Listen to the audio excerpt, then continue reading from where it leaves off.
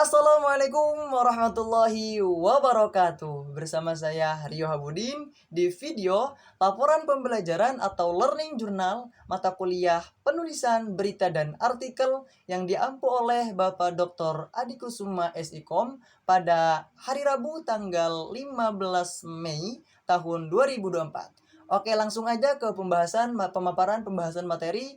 Kebetulan di pertemuan kemarin dipandu oleh kelompok 3 mengenai membawakan judul makalah yang berjudulkan Strategi Penyusunan dan Penulisan Artikel yang Efektif.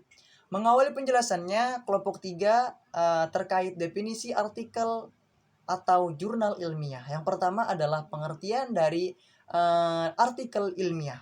Artikel ilmiah adalah suatu artikel yang memuat dan mengkaji suatu masalah tertentu dengan menggunakan kaidah-kaidah keilmuan. Adapun pengertian dari jurnal ilmiah. Jurnal ilmiah adalah publikasi berkala dalam penerbitan akademik yang umumnya berupa laporan penelitian terbaru dengan tujuan untuk memajukan ilmu pengetahuan. Selanjutnya adalah disuguhkan dengan penjelasan perbedaan karya artikel ilmiah dan jurnal ilmiah dengan karya lain. Ada 2 poin. Yang pertama adalah perbedaan antara artikel ilmiah dan artikel biasa. Artikel ilmiah dibuat dan disusun dengan memperhatikan struktur kepenulisan yang menerapkan prinsip-prinsip keilmuan. Sedangkan artikel biasa tidak memperhatikan struktur keilmuan.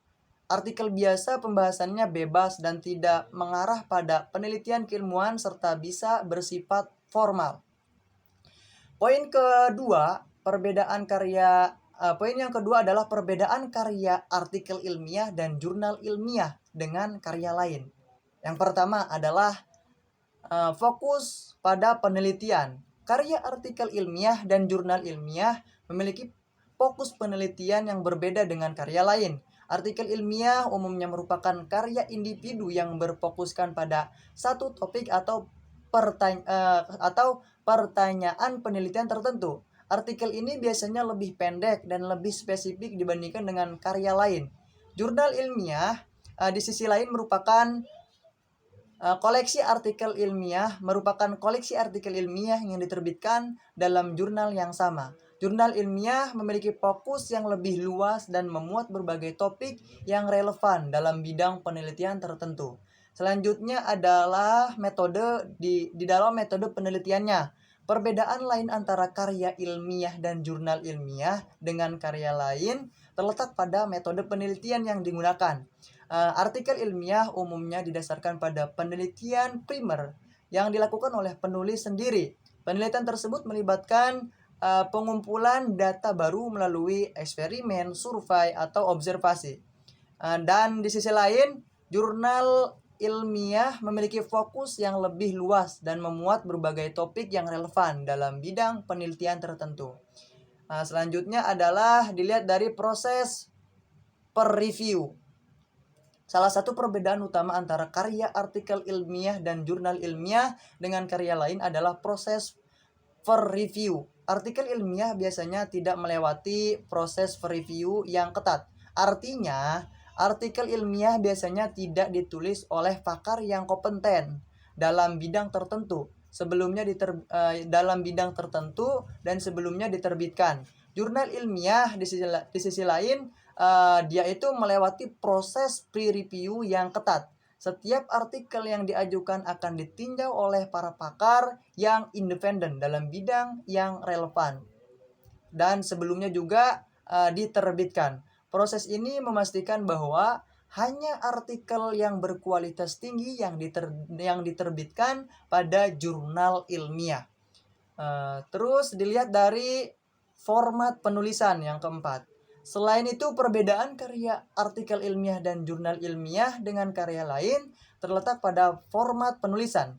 Artikel ilmiah umumnya memiliki format yang lebih ringkas, terdiri dari pendahuluan, metode penelitian, hasil, dan kesimpulan. Sedangkan jurnal ilmiah cenderung memiliki format yang lebih luas, dengan bagian-bagian seperti abstrak, pendahuluan, tinjauan pustaka, metode penelitian, hasil, analisis, diskusi, dan kesimpulan.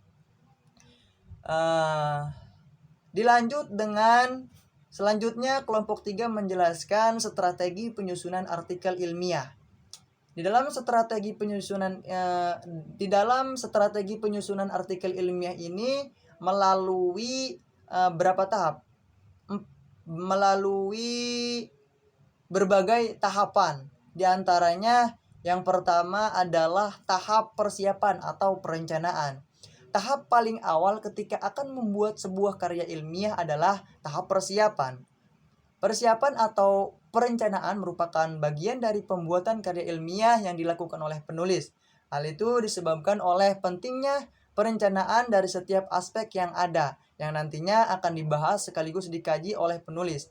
Bisa tersampaikan dengan membuat rencana terlebih dahulu dalam penulisan karya artikel ilmiah ini. Selanjutnya, tahapan yang kedua adalah mengumpulkan informasi atau data. Proses pengumpulan data harus sesuai dengan rencana penelitian sehingga tidak terjadi ketidaksesuaian antara pengambilan data dan proses analisis data. Selanjutnya ada tahapan yang ketiga adalah tahapan penelitian. Di dalam melakukan penelitian, peneliti bisa menggunakan berbagai jenis teknik pengumpulan data, tergantung teknik mana yang sesuai dengan jenis penelitian dan juga pencarian sumber datanya. Dalam memilih teknik pengumpulan data, ada beberapa teknik yang harus dilakukan untuk penelitian yang berlangsung. Sehingga teknik yang dipilih juga harus tepat dan berlangsung secara sistematis. Selanjutnya tahapan keempat adalah pelaksanaan pembuatan draft. Tahapan pelaksanaan pembuatan draft juga menjadi hal yang penting dalam teknik penulisan karya ilmiah yang baik dan benar. Setelah merencanakan pembuatan karya ilmiah, maka tahapan selanjutnya adalah melaksanakan apa yang sudah dipersiapkan tadi. Terus yang kelima, tahapan menulis draft. Draft dapat berguna dalam tahapan per-review. Dengan adanya draft, penulis dapat meminta bantuan. Dengan adanya review, penulis dapat meminta bantuan rekan untuk memberi masukan pada draft artikel ilmiah yang akan dibuat.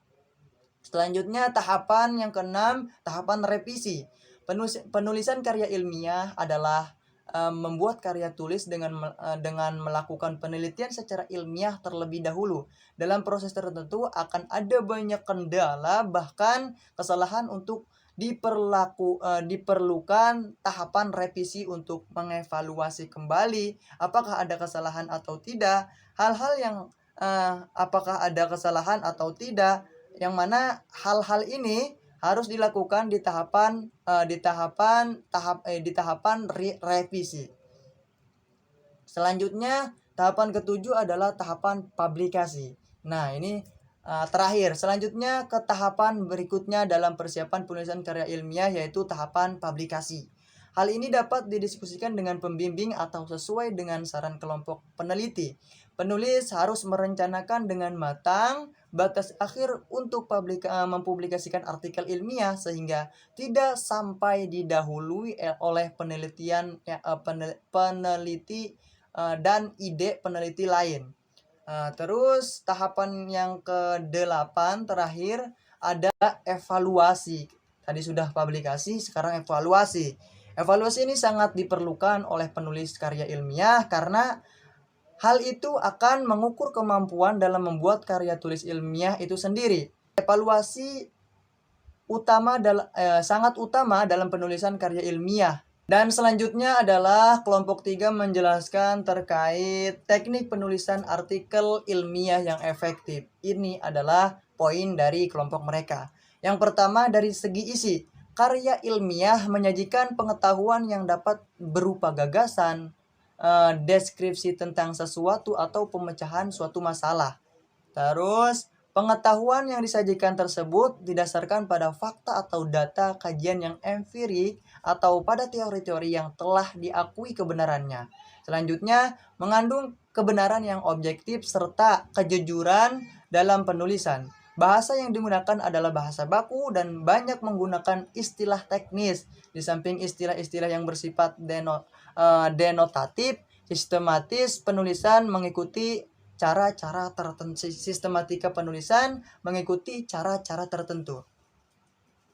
Terus tadi kan menentukan topik yang relevan dan menarik dalam artikel. Selanjutnya menghindari plagiarisme dan mematuhi etika penulisan ilmiah. Tindakan plagiarisme akan menurunkan kemampuan mahasiswa untuk menyelesaikan masalah, berpikir kritis, dan tentu kreativitas mahasiswa juga akan menurun. Mahasiswa yang melakukan copy paste sama saja mencuri ide orang dan tidak menyelesaikan masalahnya sendiri. Terus terkait penerbitan dan publikasi. Proses per-review dalam publikasi artikel sebelum dipublikasi, artikel ilmiah sebaiknya melewati proses per-review. Setelah artikel diterima oleh jurnal, proses peninjauan oleh mitra sejawat per-review akan dilakukan. Artikel tersebut akan dievaluasi oleh para ahli atau peneliti yang independen dalam bidang yang relevan. Mungkin itu saja yang dapat saya sampaikan, kurang lebihnya mohon dimaafkan.